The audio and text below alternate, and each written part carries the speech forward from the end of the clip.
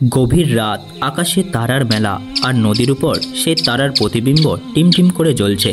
নির্জন সেই নদীর কিনারায় বসে আছেন এক সাধক, হজরত আবু সালেহ মুসা জাঙ্গির রহমতুল্লাহ আলাইহি। তার চোখ বন্ধ, হৃদয় নিমগ্ন আল্লাহর স্মরণে। সারাদিনের ক্লান্তি আর ক্ষুধা যেন ধীরে ধীরে গায়ে চেপে বসেছে। হঠাৎ শান্ত নদীর কালো স্রোতের মাঝে কিছু একটা দুলতে দুলতে এগিয়ে আসছে। জলের মৃদু তরঙ্গে সেটি একবার ডুবে যায়, আবার উঠে আসে। জ্যোৎস্নার আলোয় এক ঝলকের জন্য সেটি উজ্জ্বল হয়ে ওঠে। একটি আপেল। তিনি বিস্মিত হলেন। ক্ষুধার জ্বালায় দেহ কাঁপছিল, আর এই মুহূর্তে তার সামনে ভেসে এলো একটি রসালো ফল। এটি কি ভাগ্যের খেলা, নাকি আল্লাহর বিশেষ রহমত? এটা দেখে আবু সালেহ মুসা জাঙ্গির রহমতুল্লাহ আলাইহি এক মুহূর্ত দেরি না করে তিনি সেটি তুলে নিলেন হাতে। ফলটি সতেজ, যেন সদ্য কোনো গাছ থেকে ঝরে পড়েছে। ক্ষুধার যন্ত্রণা এতটা তীব্র হয়ে উঠেছিল যে তিনি কোনো কিছুই চিন্তা করলেন না। ক্ষুধার্ত থাকার কারণে আপেলটি খেয়ে পেট ভরে পানি পান করলেন। অতঃপর তিনি আল্লাহর শুকরিয়া জানালেন। কিন্তু হঠাৎ মনে পড়ে গেল, এই আপেলটি তো আমার নয়, কোনো এক অজানা ব্যক্তির। তাকে জিজ্ঞাসা না করে খেয়ে ফেলা মানেই তো চুরির করা। তাই তিনি মনে মনে বলতে লাগলেন, হে আল্লাহ, আমি ক্ষুধার কারণে আপেলটি খেয়ে ফেলেছি। না জানি আপেলটি কার। এখন আমার কি হবে? কাল কিয়ামতের দিনে আমি কি জবাব দেব? এখন তো আমার সেই ব্যক্তির কাছে ক্ষমা চাইতে হবে। এই চিন্তা তার হৃদয়ে ভীষণ অস্থিরতা এনে দিল। কিছুক্ষণ যাবার পর তিনি একা একা বলতে লাগলেন, যেভাবেই হোক আপেলটির প্রকৃত মালিককে খুঁজে বের করব এবং তার কাছে ক্ষমা চাইব। যদি সম্ভব হয় এর মূল্য পরিশোধ করে দেব। অতঃপর সে আপেল গাছের মালিকের সন্ধান করতে লাগলেন। যে দিক থেকে আপেলটি ভেসে এসেছিল ঠিক তার উল্টো দিকে নদীর কিনারা ধরে যেতে লাগলেন। যেতে যেতে তিনি বহু পথ অতিক্রম করলেন। অবশেষে দূর থেকে লক্ষ্য করলেন কয়েকজন লোক দাঁড়িয়ে আছে।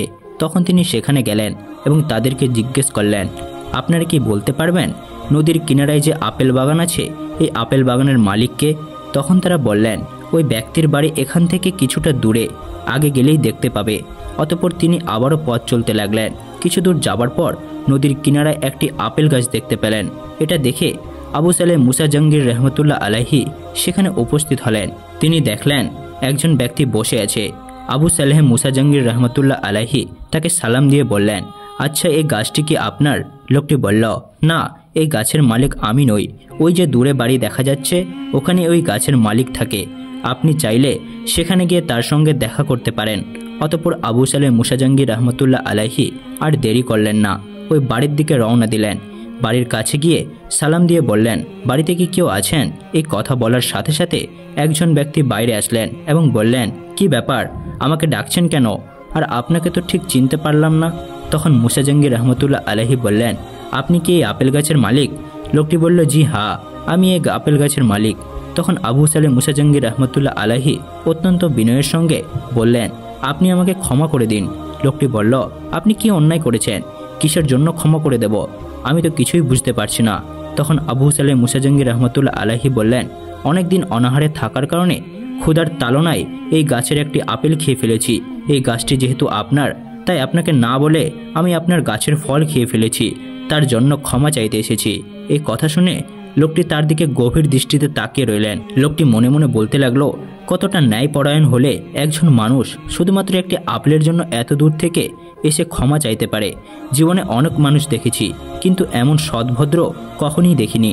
তাকে যেভাবেই হোক আমার কাছেই রাখতে হবে।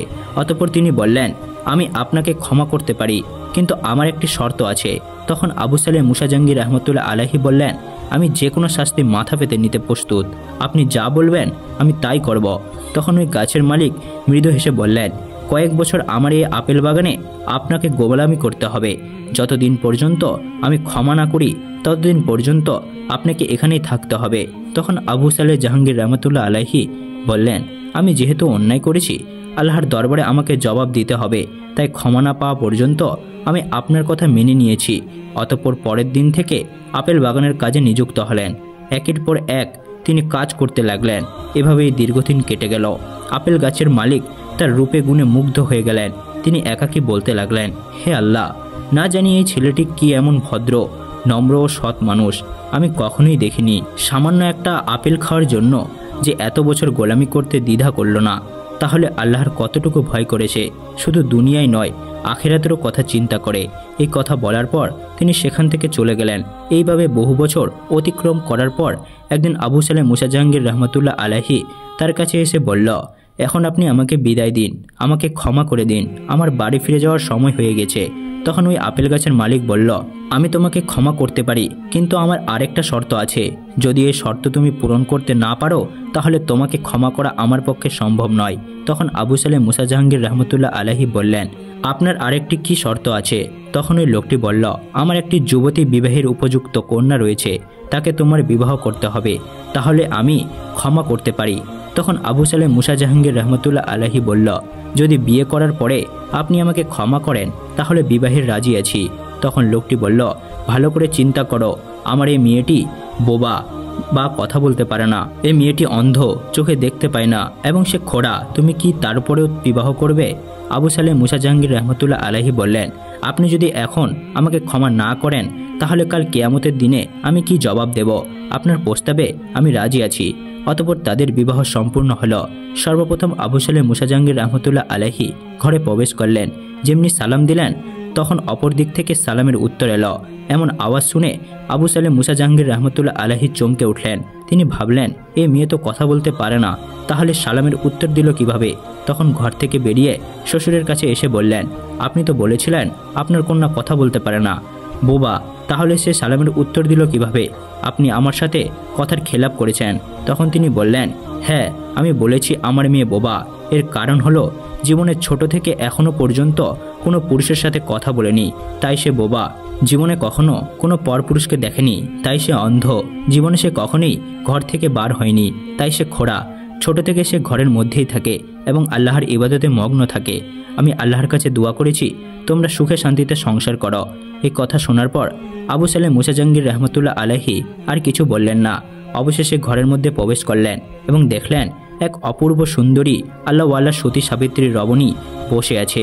অতঃপর তিনি বললেন, হে আল্লাহ, আপনি আমাকে দুনিয়ার শ্রেষ্ঠ সম্পদ একজন পরেশগার নেককার স্ত্রী দান করেছেন। অতঃপর তারা সুখে শান্তিতে বসবাস করতে লাগলো। এভাবে কয়েক বছর অতিবাহিত হয়ে গেল। অবশেষে আল্লাহর অশেষ রহমতে আবু সালেহ মুসা জাহাঙ্গীর রহমতুল্লাহ আলাইহির স্ত্রী অর্থাৎ উম্মে খায়েম ফাতেমা গর্ভবতী হলেন। একদিন রাতে আব্দুল কাদের জিলানী রহমতুল্লাহ আলাইহি আম্মাজান উম্মে খায়ের ফাতেমা নিজ গৃহে শায়িত ছিলেন। গভীর রজনীতে তিনি স্বপ্ন দেখলেন হজরত আদম আলাইহিসসালামের স্ত্রী হজরত হাওয়া আলাইহিসসালাম তার কাছে উপস্থিত হয়ে বললেন, হে ফাতেমা, তুমি এই ভুবনের এক ভাগ্যবতী নারী। তোমার গর্ভে যে সন্তান আছে সে হবে আউলিয়া কুল্লের শ্রেষ্ঠ গাউসুল আজম আব্দুল কাদের জিলানী। অতএব তুমি খুব সাবধানে জীবন কাটাতে চেষ্টা করবে। এই কথা বলে সেখান থেকে অদৃশ্য হয়ে গেল। সাথে সাথে উম্মে খায়ের ফাতেমার ঘুম ভেঙে গেল। তখন তিনি আল্লাহর দরবারে শুকরিয়া আদায় করলেন। এভাবেই সময় কাটতে লাগলো। অতঃপর 470 হিজরির পহেলা রমজান ইরানের জিলাই প্রদর্শনের নাবিব গ্রামে গাউসুল আজম আব্দুল কাদের জিলানী রহমতুল্লাহ আলাইহি জন্মগ্রহণ করলেন। গাউসুল আজম আব্দুল কাদের জিলানী রহমতুল্লাহ আলাইহি তখন মায়ের কোলে রমজান শুরু হবে, তাই রমজানের চাঁদ দেখার জন্য কতগুলো লোক এক এক জায়গায় হাজির হলো। কিন্তু আবহাওয়া খারাপ থাকার কারণে রমজানের চাঁদ কেউই দেখতে পেল না।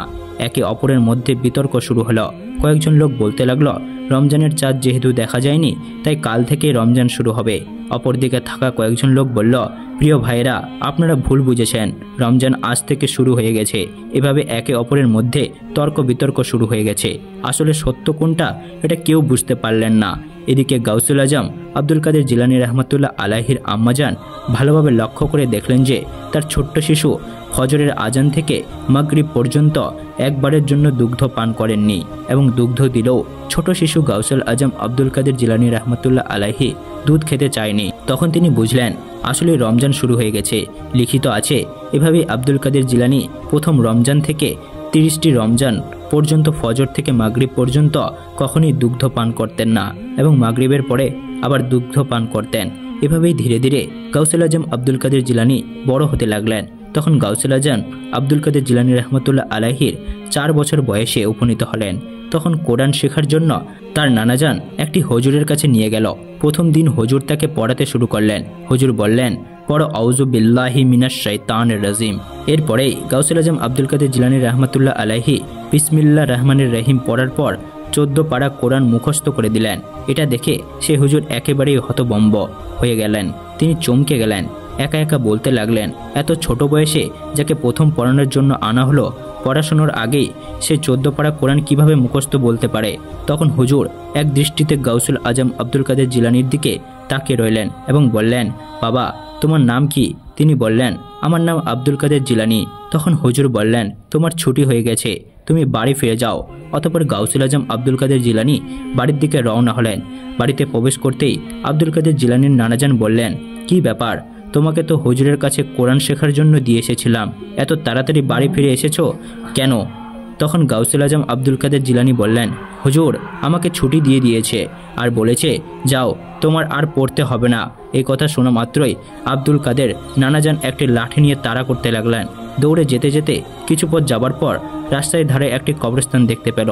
আর তখনই গাউসুল আজম আব্দুল কাদের জিলানি রহমতুল্লাহ আলাইহি কবরবাসীকে উদ্দেশ্য করে বলল, হে কবরের মুর্দারা, তোমরা দেখো আমার নানাজান আমাকে তাড়া করেছে, তোমরা সবাই পালাও। এই কথা বলার সাথে সাথেই কবর থেকে অনেক মুর্দা উঠে এসে আব্দুল কাদের জিলানির সামনে দাঁড়িয়ে গেল। এটা দেখে আব্দুল কাদের জিলানির নানাজান বিস্ময়ে হতবাক হয়ে গেলেন। তিনি বুঝতে পারলেন আসলে তিনি কোনো সাধারণ ছেলে নয়, আল্লাহর রহমত তার উপরে আছে। সে বড় হয়ে বিশাল এক আল্লাহওয়ালা ব্যক্তিতে পরিণত হবে। এভাবে গাউসুল আজম আব্দুল কাদের জিলানি রহমতুল্লাহ আলাইহি ধীরে ধীরে বড় হতে লাগলেন। একদিন গাউসুল আজম আব্দুল কাদের জিলানির আব্বাজান ব্যবসার উদ্দেশ্যে কোনো এক দূরবর্তী জায়গায় যাওয়ার জন্য প্রস্তুত হচ্ছিলেন। সেই সময় গাউসুল আজম আব্দুল কাদের জিলানি এসে বসলেন। আব্বাজান, আমি আপনার সঙ্গে যাব। তখন আবু সালেহ মুসা মৃদু হেসে বললেন, বাবা তুমি এখন ছোট, যেও না, একে তো দীর্ঘ পথ, তার উপর ভয়ঙ্কর জঙ্গল। এই জঙ্গলে অনেক বাঘ ভাল্লুক থাকে, তারা আক্রমণ করতে পারে। তখন গাউসুল আজম আব্দুল কাদের জিলানি বললেন, আব্বাজান তারা আক্রমণ করবে না, আমাকে নিয়ে চলো, আমি যাব। অতঃপর বালক আব্দুল কাদের জিলানির কথা আর ফেলতে পারলেন না। পরের দিন বাবা ছেলে একসঙ্গে ব্যবসার উদ্দেশ্যে রওনা দিলেন। বাবা ছেলে উভয় যেতে যেতে জঙ্গলের মধ্যবর্তী স্থানে পৌঁছালেন। রহস্যময় এক জঙ্গল, ভয়ঙ্কর পশু পাখির ডাক, গা ছমছমে পরিবেশ। ঠিক ওই সময় তারা দূরে পাহাড়ের দিকে লক্ষ্য করে দেখলেন জঙ্গলের একটি বাঘ উকি মারছে, তাদের দিকে এক দৃষ্টিতে তাকিয়েছে। এটা দেখে আবু সালেহ মুসা জাহাঙ্গীর রহমতুল্লাহ আলাইহি বললেন, আব্দুল কাদের ওই দেখো বাঘ, তাড়াতাড়ি চলো, নয়তোবা সে আক্রমণ করবে। এই কথা শেষ হতে না হতে সেই বাঘটি হুঙ্কার দিয়ে তাদের দিকে আসতে লাগলো। তখন আবু সালেহ মুসা জাহাঙ্গীর ভয়ে কাঁপতে লাগলেন, কিন্তু আব্দুল কাদের জিলানির চোখে এতটুকু ভয় নেই। এই সময় গাউসুল আজম আব্দুল কাদের জিলানি রহমতুল্লাহ আলাইহি বললেন, আব্বাজান আপনি এখানেই দাঁড়ান, কিছুই হবে না। যখন বাঘটি তাদের কাছে আসলো তখন গাউসুল আজম আব্দুল কাদের জিলানি রহমতুল্লাহ আলাইহি বাঘের দিকে সোজা তাকিয়ে দরাজ কাণ্ডে বললেন, হে জঙ্গলের বাঘ, আমার নাম আব্দুল কাদের জিলানি, আমি হলাম আল্লাহর বান্দা, রাহমাতুল আলামিন, মুহাম্মদ রাসূলুল্লাহ সাল্লাল্লাহু আলাইহি ওয়াসাল্লামের উম্মত। এই কথা শোনা মাত্রই বাঘটি হঠাৎ থেমে গেল। তার দৃষ্টিতে আর কোনো হিংস্র নেই। বাঘটি মাথা নিচু করে আব্দুল কাদের জিলানির সামনে এসে পায়ের কাছে পড়ল। আব্দুল কাদের জিলানি ও আবু সালেহ মুসা জাহাঙ্গীর রহমতুল্লাহ আলাইহির পায়ে সালাম করলেন। এটা দেখে আবু সালেহ মুসা জাহাঙ্গীর রহমতুল্লাহ আলাইহি বিস্ময়ে হতবাক হয়ে গেলেন। অতঃপর বাঘটি ধীরে ধীরে জঙ্গলের মধ্যে মিলিয়ে পড়ে গেলেন। এই ঘটনার পর আবু সালেহ মুসা উপলব্ধি করলেন ছোট আব্দুল কাদের জিলানি সাধারণ কোনো শিশু নয়, সে ভবিষ্যতে মহান আল্লাহর একজন বিশেষ অলিতে পরিণত হবে। এই ঘটনার বেশ কিছুদিন পর একবার বাগদাদে একটি গুরুত্বপূর্ণ এলাকায় ভয়াবহ আগুন লেগে যায়। আগুন দ্রুত ছড়িয়ে পড়ে এবং এলাকাবাসীর ঘরবাড়ি ধ্বংস হতে শুরু করে। লোকেরা আতঙ্কিত হয়ে দিক দিক ছুটতে থাকে এবং তাদের সম্পদ বাঁচানোর চেষ্টা করে, কিন্তু তারা কিছুই বুঝতে পারছে না, কারণ আগুনের তীব্রতা এতটাই বেশি ছিল যে কেউ আগুন নেভাতে সক্ষম হচ্ছিল না। এই অবস্থায় সবাই আব্দুল কাদের জিলানি রহমতুল্লাহ আলাইহির কাছে ছুটে আসলেন। তারা জানায় যে আব্দুল কাদের জিলানি, তুমি একটা কিছু করো, আগুনের আমাদের জীবন ও সম্পদ সম্পূর্ণ ধ্বংস করে দিচ্ছে। তখন আব্দুল কাদের জিলানি রহমতুল্লাহ আলাইহি এই সংবাদ শুনে বললেন, তোমরা ধৈর্য ধারণ করো এবং আল্লাহর উপর ভরসা রাখো। অতঃপর আব্দুল কাদের জিলানি অতি দ্রুত ঘটনাস্থলে যান।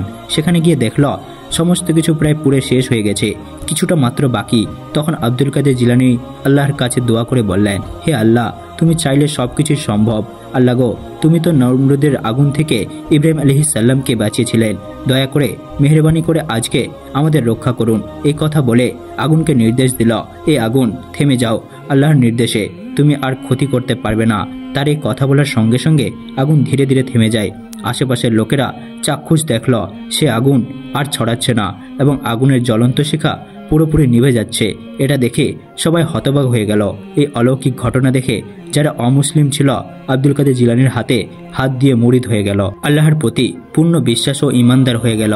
এভাবেই আব্দুল কাদের জিলানী যখন ছোট থেকে বড় হয়ে উঠল তখন আল্লাহর একজন ওলিতে পরিণত হয়ে গেল। আব্দুল কাদের জিলানী সবসময় আল্লাহর ইবাদতে মগ্ন থাকতেন। একদিন গাউসুল আজম আব্দুল কাদের জিলানী রহমতুল্লাহ আলাইহি গভীর জঙ্গলে এক নিস্তব্ধ জায়গায় বসে আল্লাহর ইবাদতে মগ্ন ছিলেন। ঠিক সেই সময় একটি অদ্ভুত ধরনের ভয়ঙ্কর চেহারার মানুষ এসে হাজির হলেন। এটা দেখে গাউসুল আজম আব্দুল কাদের জিলানী অবাক হয়ে গেলেন। মনে মনে ভাবতে লাগলো, এই গভীর জঙ্গলে মানুষের কোনো দেখা নেই, তবে এই ধরনের মানুষ কোথা থেকে এলো? এই অদ্ভুত চেহারার মানুষটি ধীরে ধীরে তার কাছে এসে বলল, হে আব্দুল কাদের জিলানী, তুমি তো আল্লাহর খাস বান্দা, তাহলে গভীর জঙ্গলে কি করছ? তখন আব্দুল কাদের জিলানী বলল, তুমি আমার নাম জানলে কিভাবে, আর আমার সাথে তোমার কি দরকার? তখন ওই অদ্ভুত ধরনের মানুষটি জোরে জোরে ভয়ঙ্কর হাসি দিয়ে বলতে লাগলো, আমি তোমাকে স্বাগত জানাই। তখন আব্দুল কাদের জিলানী রহমতুল্লাহ আলাইহি বলল, কিসের জন্য? আর এখনো আমার প্রশ্নের উত্তর দিলে না কেন? তখন ওই অদ্ভুত ধরনের মানুষটি হাসতে হাসতে একটি জিনের রূপ ধারণ করে বলল, আমি হলাম শয়তান জিন, অনেক মানুষকে ধোঁকা দিয়ে তাদের খারাপ পথে চালিত করেছি, কিন্তু তুমি তোমার অলৌকিক ক্ষমতার মাধ্যমে আল্লাহর রাস্তায় ফিরিয়ে এনেছ, ঈমান মজবুত করেছ। তখন আব্দুল কাদের জিলানী বলল, হে শয়তান জিন, এটা আমার অলৌকিক ক্ষমতা নয়, আল্লাহর রহমতে তাদেরকে ভালো পথে ফিরিয়ে এনেছি, তুই এখান থেকে চলে যা, আমি এখন আল্লাহর ইবাদত করছি। তখন শয়তান জিন বলল, আজ তোমায় একা পেয়েছি, এবার তোমাকে শেষ করে দেব, এবং সে তার কাছে আসতে লাগলো। তখন আব্দুল কাদের জিলানী আল্লাহর কাছে দোয়া করল, আর সাথে সাথে কোথা থেকে কে যেন একটি বিশাল বড় লোহার হাতুড়ি শয়তানের জিনের মাথায় পড়ল। সে সহ্য করতে না পেরে সেখান থেকে গায়েব হয়ে গেল। অতঃপর আব্দুল কাদের জিলানী রহমতুল্লাহ আলাইহি সেই জায়গা ছেড়ে অন্য একটি জায়গায় গিয়ে আল্লাহর ইবাদতে মগ্ন হলেন। এদিকে সেই শয়তান জিন তাদের বাদশার কাছে এসে বলল, আমি আব্দুল কাদের জিলানীর ইমানের কাছে হেরে গিয়েছি, এখন আব্দুল কাদের জিলানীকে হারাতে হলে তোমাকে যেতে হবে। এ কথা শুনে জিনের রাজা অত্যন্ত রেগে গেলেন এবং সাথে সাথে সেই ভয়ঙ্কর রূপ ধারণ করে গভীর জঙ্গলে আব্দুল কাদের জিলানীর কাছে এসে হাজির হলেন। তখন আব্দুল কাদের জিলানী রহমতুল্লাহ আলাইহি বললেন, হে শয়তান, এখান থেকে চলে যা, আমি এখন আল্লাহর ইবাদত করছি। কিন্তু এই শয়তান জিন কোনো প্রশ্নের উত্তর না দিয়ে আব্দুল কাদের জিলানীর দিকে আগুনের গোলা ছুটতে শুরু করলো, কিন্তু আব্দুল কাদের জিলানীকে কোনো ক্ষতি করতে পারল না, মাঝপথে ধ্বংস হয়ে গেল। তখন এই শয়তান জিন সমস্ত শক্তি দিয়ে আবারও আক্রমণ করতে যাবে, এমন সময় আব্দুল কাদের জিলানী আল্লাহর কাছে দোয়া করল। দোয়া করার সাথে সাথে হঠাৎ একটি মানুষ ঘোড়ার পিঠে একটি তলোয়ার নিয়ে ওই শয়তানের দিকে যেতে লাগলো। এটা দেখে ভয়ে ওই শয়তান জিন আবারও অদৃশ্য হয়ে গেল। সেই সাথে সাথে ওই লোকটি অদৃশ্য হয়ে গেল। তখন আব্দুল কাদের জিলানী বুঝতে পারল আসলে এটা আল্লাহ থেকে সাহায্য এসেছে। অতঃপর আব্দুল কাদের জিলানী সেই জায়গা ত্যাগ করে অজানা এক নিস্তব্ধ প্রতিকূল পরিবেশের মধ্যে এসে হাজির হলেন এবং তিনি সেখানে কোরআন তেলাওয়াত শুরু করলেন। সেদিন রাতের বেলা বৃষ্টি শুরু হলো। বৃষ্টির মধ্যে দেখতে পেল এক রহস্যময় আলো। গায়েব থেকে কেউ যেন বলতে লাগলো, হে আব্দুল কাদের জিলানী, তোমার ইবাদতে আমি খুশি হয়েছি, এখন থেকে সমস্ত হারাম জিনিস তোমার জন্য হালাল করে দিয়েছি এবং তুমি যা ইচ্ছে তাই করতে পারো, তোমাকে আর কখনো ইবাদত করতে হবে না। তখন আব্দুল কাদের জিলানী রহমতুল্লাহ আলাইহি বুঝতে পারল এটা ওই শয়তান জিনের কাজ। সাথে সাথে তিনি তার অলৌকিক ক্ষমতার মাধ্যমে ওই শয়তানকে বন্দি করল। তখন ওই শয়তান জিন বলতে লাগলো, হে আব্দুল কাদের জিলানী, তুমি তোমার ঈমান এবং জ্ঞানের কারণে বেঁচে গিয়েছ, নয়তো তুমিও গোমরাহ হয়ে যেতে। আমি এভাবেই ষড়যন্ত্র করে এখনো পর্যন্ত হাজার হাজার আল্লাহওয়ালা মানুষের ঈমান ধ্বংস করে দিয়েছি, কিন্তু তোমার কাছে হেরে গেলাম, তুমি তো তোমার ক্ষমতার মাধ্যমে জিতে গেছ। তখন আব্দুল কাদের জিলানী বলল, হে শয়তান জিন, আমার কোনো ক্ষমতা নেই, আমি তো আল্লাহর রহমতে বেঁচে আছি, আমি তোমাদের মতো শয়তানকে ধ্বংস করতে পেরেছি। এই ঘটনার পর সেখান থেকে ফিরে আব্দুল কাদের জিলানী তার মুরিদের সাথে শয়তানের এই চক্রান্তের কথা আলোচনা করছিলেন। তখন তারা সবাই জিজ্ঞেস করল, হুজুর, গায়েব থেকে শয়তান যে কথা বলল তা বুঝলেন কিভাবে? তখন আব্দুল কাদের জিলানী রহমতুল্লাহ আলাইহি বলল, আল্লাহ তাআলা কখনো হারাম জিনিসকে হালাল করে না। দুনিয়াতে যত প্রকার হারাম জিনিস আছে তা আমাদের জন্য ক্ষতিকর। আল্লাহ তাআলা তো তার বান্দাদের অনেক ভালোবাসে, তাহলে কেন আল্লাহ তাআলা আমাদেরকে রক্ষা করবেন না? তাছাড়া আল্লাহর ইবাদত করতে মানা করে একমাত্র শয়তান। আর আমি এভাবে বুঝতে পেরেছি আসলে সে শয়তান ছিল। আব্দুল কাদের জিলানী রহমতুল্লাহ আলাইহি যখন বৃদ্ধ হলেন তখন তিনি একদিন গভীর ধ্যানে মগ্ন থাকাকালীন স্বপ্ন দেখলেন। স্বপ্নে এক অদ্ভুত আলোয় ঘেরা ব্যক্তি তাকে বললেন, তুমি আল্লাহর পথে অনেক কাজ করেছ, কিন্তু তোমার প্রকৃত দায়িত্ব এখনও শেষ হয়নি। তোমার শিক্ষার আলো সারা বিশ্বে ছড়িয়ে দিতে হবে। এই স্বপ্ন দেখে তিনি নতুন উদ্যমে কাজ শুরু করলেন। একদিন এক অচেনা দেশ থেকে একদল মানুষ তার কাছে এসে বলল, আমরা অন্ধকারে ডুবে আছি, আমাদের সত্যের পথে চালিত করুন। আব্দুল কাদের জিলানী তাদের সঙ্গে গিয়ে সে দেশে ইসলামের জ্ঞান, সত্য ও ন্যায় প্রতিষ্ঠা করলেন। সুবহানাল্লাহ। তো প্রিয় দর্শক, আসুন আমরা আব্দুল কাদের জিলানী রহমতুল্লাহ আলাইহির জীবন থেকে প্রেরণা নিয়ে সত্যের পথে থাকার চেষ্টা করি। আল্লাহ তাআলা আমাদের তৌফিক দান করুন। সকলে বলুন আমিন। খোদা হাফেজ।